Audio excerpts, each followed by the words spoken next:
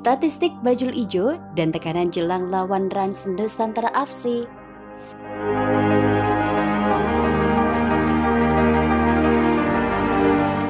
Persebaya Surabaya tengah menghadapi tekanan jelang melawan Rans Nusantara FC pada laga pekan ke-10 Kamis 15 September 2022. Pasalnya, Persebaya Surabaya telah mengalami 2 kekalahan di laga terakhir, termasuk saat melawan PSM Makassar. Artinya, Persebaya Surabaya wajib menang pada pekan depan guna menghindari kekalahan beruntun. Terpantau kini klasemen Persebaya Surabaya di Liga 1 2022 menempati posisi 12 terpaut 1 poin dengan Arema FC di peringkat 10 dan PSIS Semarang di peringkat 11. Sementara itu, posisi pertama klasemen Liga 1 2022 masih dipimpin oleh Madura United dengan 22 poin dari 9 pertandingan. Melansir Instagram Persebaya Surabaya, Bajul Ijo merilis statistik pertandingan PSM Makassar versus Persebaya Surabaya beberapa waktu lalu. Melalui statistik itu, sebetulnya Persebaya Surabaya jauh lebih unggul pada ball position yang mencapai 62%. Namun, kenyataannya klub kebanggaan Arek Surabaya itu harus menelan kekalahan dengan kebobolan 3 gol dari PSM Makassar. Persebaya Surabaya harus takluk 0-3 dari PSM Makassar pada laga Liga 1 2022-2023 Sabtu 10 September 2022 di Stadion B.J. Habibie, Parepare. 3 gol PSM Makassar dicetak oleh Ramadan Sananta menit 16, Yakob Sayuri menit 45, dan penalti Yuan Fernandes pada menit 60. Pelatih Persebaya Aji Santoso mengatakan penyebab utama tim Bajul Ijo menelan kekalahan atas PSM Makassar pada laga ini karena melakukan kesalahan sendiri. Yang pertama, clearance yang tidak akurat. Kedua, penjaga gawang blunder. Yang ketiga, saya nggak bisa ngomong karena memang handball, ungkap Aji Santoso usai laga. Terlepas dari itu, pertandingan tadi sebenarnya berjalan cukup seru.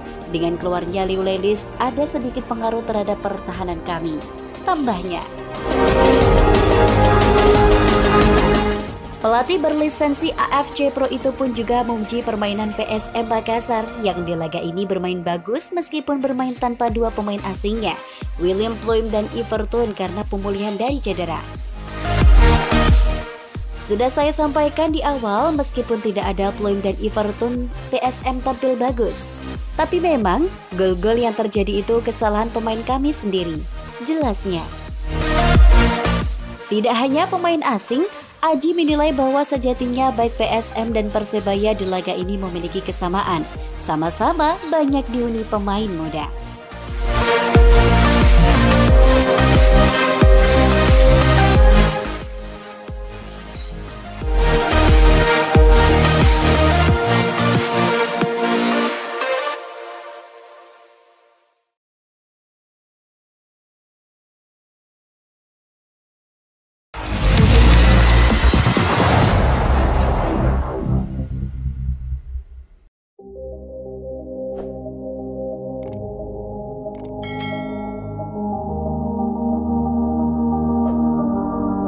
Penyebab kekalahan Bajul Ijo dan modal bagus lawan mendatang.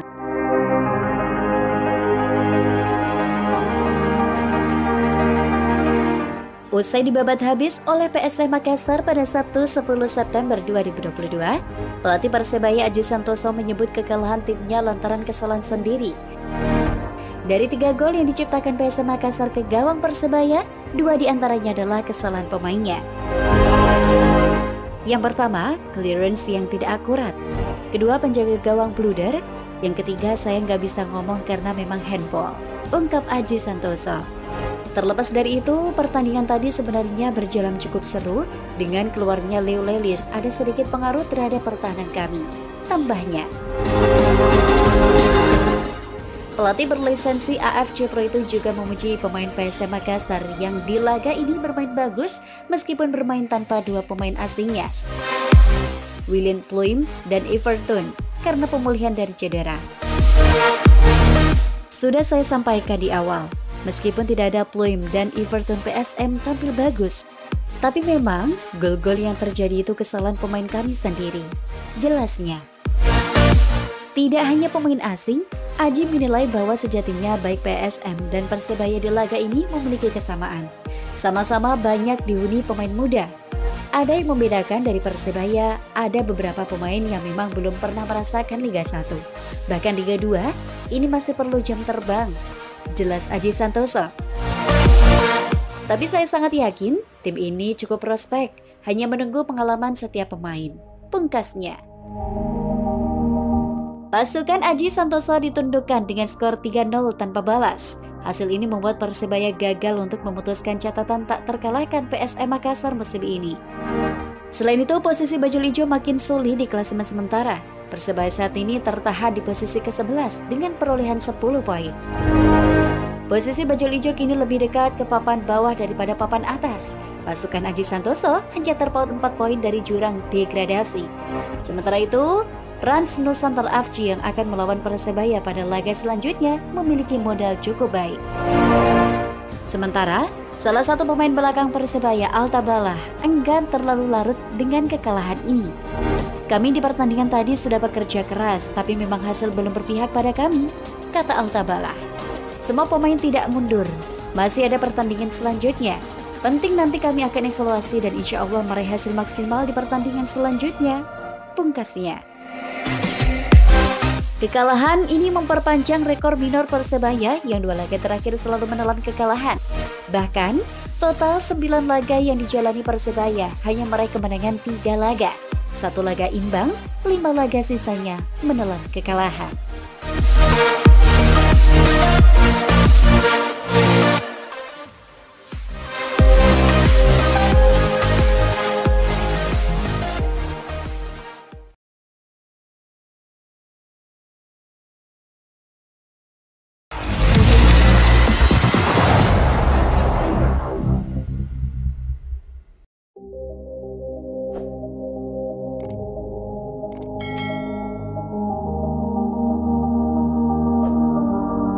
Hasil skor akhir PSM Makassar versus Persebaya Surabaya, catatan buruk Bajul Ijo makin panjang. Bajul Ijo kalah 0-3 dalam laga PSM Makassar versus Persebaya Surabaya di Stadion Gelora B.J. Habibie Parepare, Sabtu 10 September 2022. PSM Makassar menang berkat gol Ramadan Sananta menit ke-16, Yakub Sayuri menit 45, dan penalti Yuran Fernandes di menit 60. PSM Makassar langsung menekan Persebaya sejak awal laga. Gawang Persebaya kebobolan di menit 16 lewat tendangan first time Ramadan Sananta. Tim berjuluk Juku Eja itu terus menyerang setelah unggul 1-0 dari Persebaya. Gawang Persebaya kembali kebobolan di menit ke-45. PSM Makassar unggul 2-0 lewat gol Yakub Sayuri. Babak pertama berakhir dengan 2-0 untuk keunggulan PSM Makassar. Persebaya mencoba berinisiatif menyerang di awal babak kedua. Petaka bagi Persebaya setelah Rizwan Lauhi menyentuh bola dengan tangannya di kotak penalti. Yuran Fernandes yang menjadi eksekutor penalti menit 60 sukses mencetak gol. Gol ini menjadi gol terakhir bagi PSM Makassar dalam pertandingan hari ini. Kekalahan ini memperpanjang catatan buruk Persebaya dalam 2 laga terakhir. Bajul Ijo kalah beruntun dalam 2 pertandingan terakhir. Pada laga ini, tim berjulukan Bajul Ijo itu seperti kehilangan karakter pemainnya. Meski pada awal pertandingan Persebaya mampu mengimbangi PSM Makassar, akan tetapi setelah PSM bermain mendominasi dan menjalani pertandingan dengan intensitas tinggi, tim asal kota pahlawan itu pun dibuat keteteran. Sehingga mereka bermain di bawah tekanan hingga akhir laga. Bahkan terlihat cukup jelas Persebaya melempem dalam laga ini karena tak ada serangan mematikan dengan mampu membuat gawang PSM dalam posisi bahaya. Dengan hasil ini, Aji Santoso tentu saja menyayangkan, tetapi ia harus mengakui kualitas permainan PSM Makassar. PSM Makassar meneruskan tren tak terkalahkan musim ini, sementara Persebaya menelan kekalahan beruntun dari 2 laga terakhir. Hasil skor PSM versus Persebaya berakhir 3-0 untuk keunggulan tim tuan rumah.